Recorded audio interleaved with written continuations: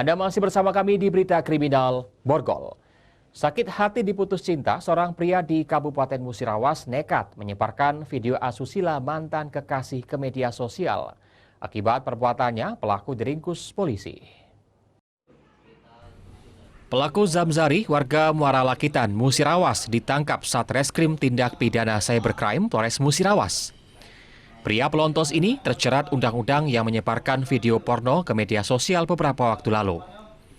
Zamzari mengaku nekat melakukan hal tersebut karena sakit hati diputus oleh sang kekasih. Sementara itu, dari tangan pelaku, polisi mengamankan barang bukti 1 unit handphone.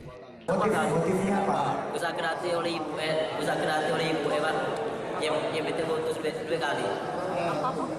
Sakit.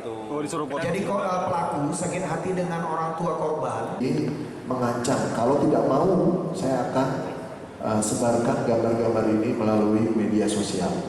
Jadi itulah yang membuat kenapa tersangka ZBD ini mengupload video itu ke akunnya juga baik dari Facebook maupun TikTok.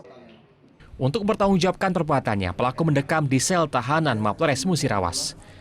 Dari Musirawas, Aprian Sakarim, iNews melaporkan.